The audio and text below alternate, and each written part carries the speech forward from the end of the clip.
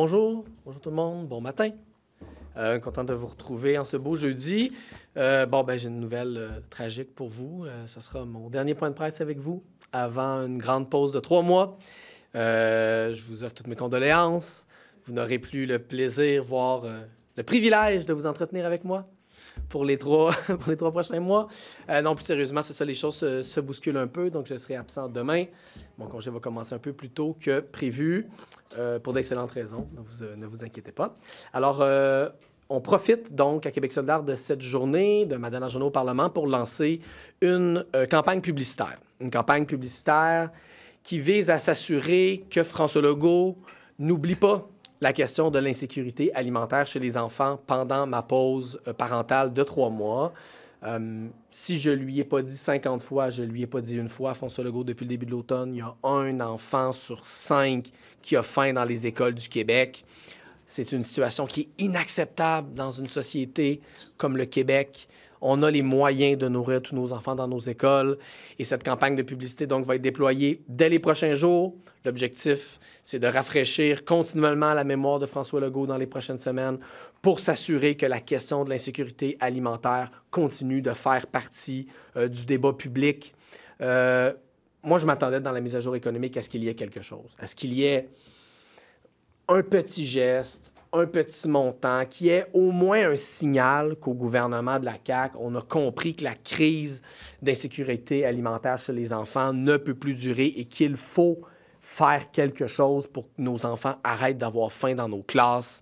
J'étais extrêmement déçu de constater qu'il n'y avait rien dans la mise à jour économique sur cette question-là. Le prochain test, c'est le budget et je serai de retour d'ici là pour continuer de faire pression parce qu'on ne peut pas accepter qu'un enfant sur 5 ait faim dans nos écoles. Vous avez trouvé la stratégie des provinces et du premier ministre Trudeau face à Trump. Est-ce qu'on n'est pas en train de se mettre en état de vulnérabilité en dévoilant aux États-Unis à quel point nos frontières sont poreuses, à quel point il ne faut absolument pas qu'ils imposent des taxes, etc. J'ai l'impression qu'on se place en état de faiblesse. Une chose est sûre, les menaces de Donald Trump, c'est pas une raison de faire n'importe quoi. Arrêter le trafic de fentanyl à la frontière, là, on est tous d'accord là-dessus, puis les forces policières font déjà ce qu'elles peuvent pour arrêter le plus possible le trafic de drogue entre le Canada et les États-Unis. Regardons ce qu'on peut faire de plus. Je veux dire, personne ne va s'opposer à ça. Mais faisons attention parce que les 4 prochaines années, là, dans les 4 prochaines années, ça va se reproduire. Des moments où Donald Trump va faire un tweet, un truth machin, de manière impulsive et on ne pourra pas, à chaque fois, réagir nous aussi de manière impulsive puis improviser des politiques publiques sur le coin d'une table pour se conformer à tout ce que ce monsieur-là va demander ou va exiger. Ce n'est que le début du mandat de Trump. Je pense qu'il faut développer une habitude à garder la tête froide, à ne pas paniquer et à ne pas se mettre à faire n'importe quoi à chaque fois que M. Trump va sortir un lapin de son chapeau. Donc, on panique. Je ne sais pas si on panique en ce moment, mais il y a comme un emballement en ce moment, là, de dire qu'il faut faire quelque chose, il faut faire quelque chose, il faut faire quelque chose. Comprenez-moi bien, là, arrêter le trafic de fentanyl à la frontière, c'est un objectif que tout le monde partage. Mais on ne peut pas improviser en quelques jours des gestes ou des politiques publiques parce qu'il y a eu une publication sur un média social de Donald Trump. On est là-dedans pour 4 ans. Mais M. Legault, est-ce qu'il a nui? Est-ce qu'il a nui à la négociation qui s'en vient en sortant comme ça contre le gouvernement Trudeau? Moi, je pense que tout le monde doit garder la tête froide. Je pense que tout le monde doit garder la tête froide. Des menaces de tarifs, c'est pas la première fois. C'est pas la dernière fois que Donald Trump en fait. Il faut sauver, il faut protéger les emplois du Québec, mais de grâce, gardons la tête froide. Parce que si on réagit à chaque fois, à chaque élucubration de Donald Trump, en improvisant des gestes en quelques jours, je ne suis pas sûr qu'au bout du compte, on va être gagnant. Là. Ça va continuer. Les frontières, c'est depuis 2016 qu'on en parle. C'est pas nouveau. Là. Est-ce que on en a fait assez? Est-ce que le fédéral en a fait assez, parce que c'est une juridiction fédérale, pour régler, solutionner, sécuriser la frontière?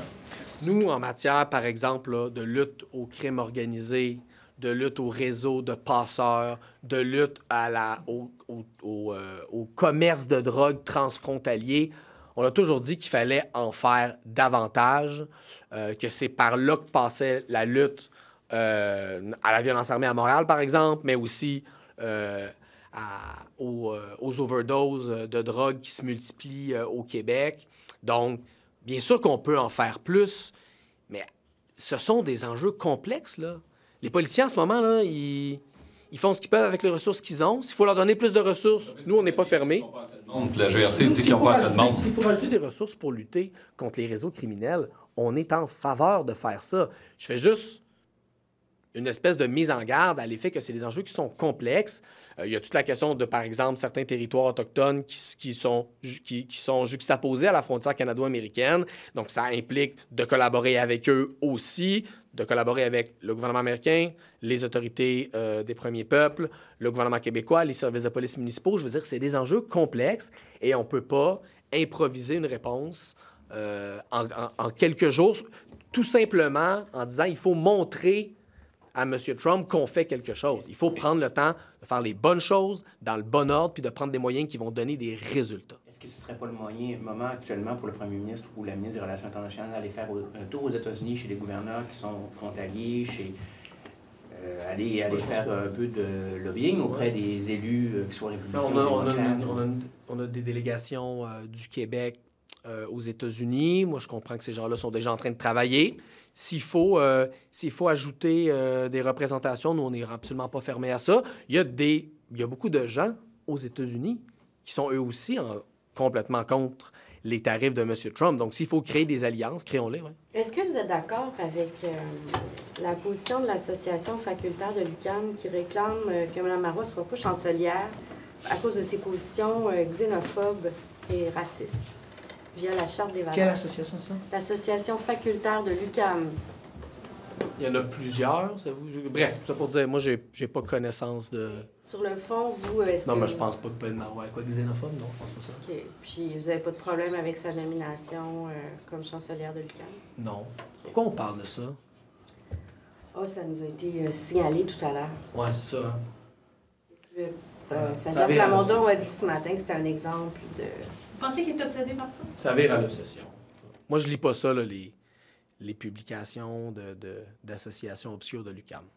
Ça parle des intérêts de M. Plamondon. Vous avez travaillé longtemps? Oui, il y a une quinzaine d'années, j'étais là. Puis à ce moment-là, je m'y intéressais en détail. Là, mais... Pardon? Les mouvements étudiants, ça vaut rien? Ou... Non. Je veux dire, on est au Parlement du Québec, là. Il y a une crise du logement. Il y a une crise du coût de la vie. Nos CPE vont mal. Nos hôpitaux vont mal.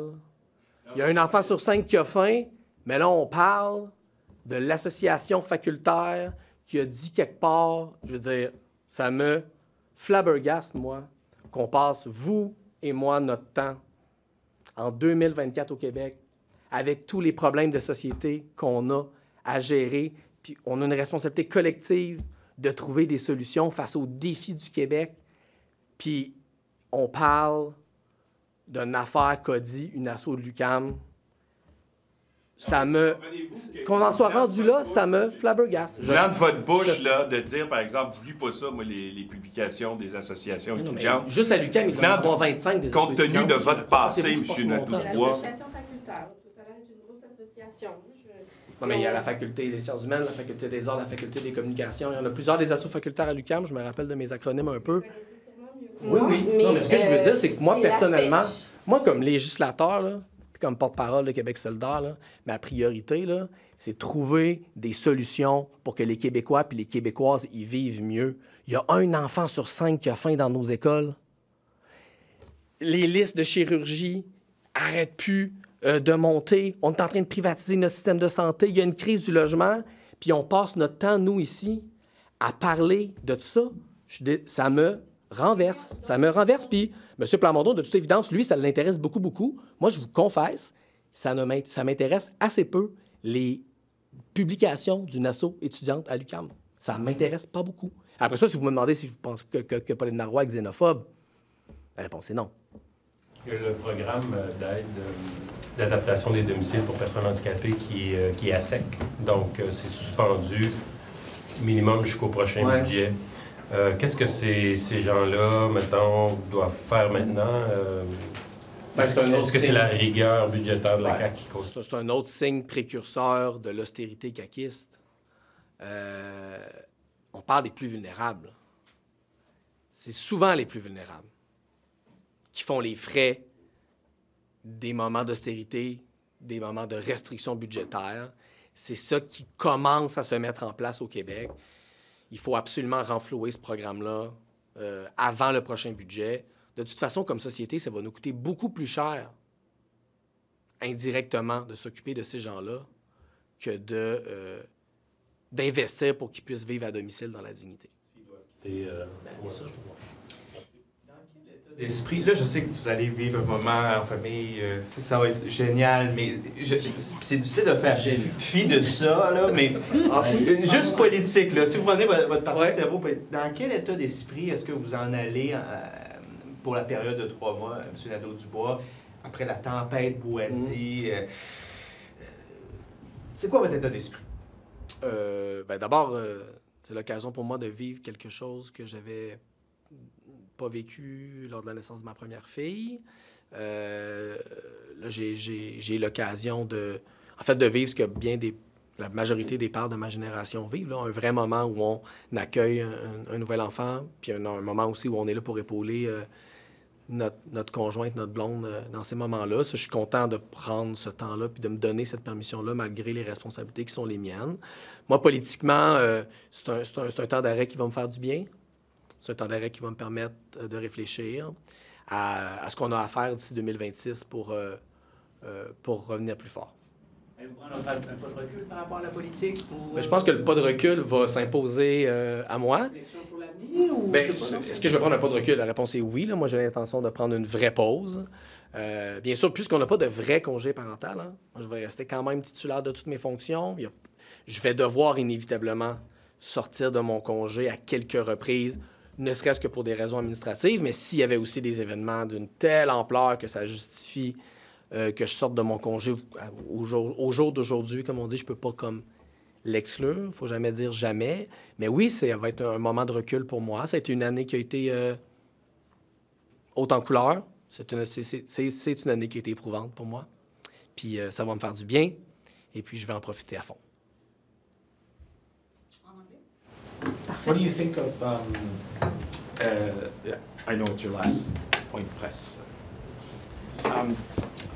What do you think of Mr. Legault's strategy in the last few days towards the threat of 25% tariffs? Well, we all have to work together to save the jobs of Quebec workers.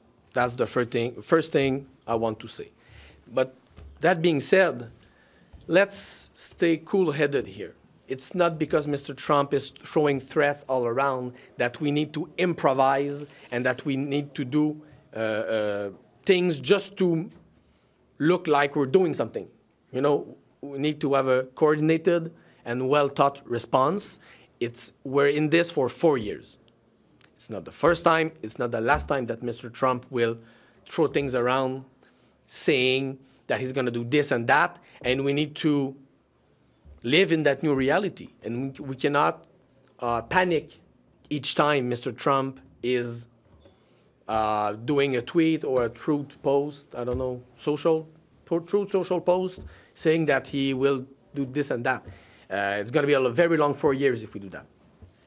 Is it your last day at the National Assembly, or it can be tomorrow? Like, is the last time yes, that you're going to be with you in the room? I'm leaving tonight, yes. Okay.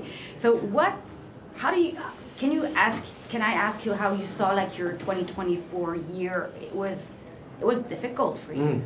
It's been a tough year, so that pause will be is welcome. It's gonna be an opportunity for me to maybe take a step back, to reflect about what happened in the last year, and to reflect about what we need to do in order to come back stronger for 2026. But not reflective of your political future. No, I will be back here in March. Okay, is there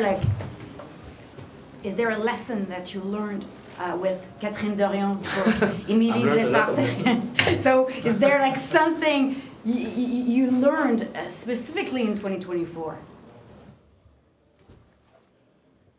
I knew that politics was tough. I learned that it can be very, very tough.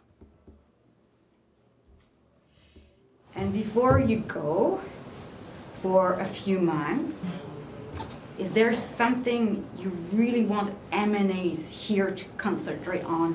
You talked about other topics that we should not be wasting time with. So what is the priority for you, and you want to see things moving forward while you are on paternity leave? You know, there is 1 child out of 5 in our schools that is hungry. We should not accept that situation. And every political party should be working to end that injustice. Children do not choose their parents. So whether those parents are poor or irresponsible, in the end, it doesn't matter. No children chooses their parents.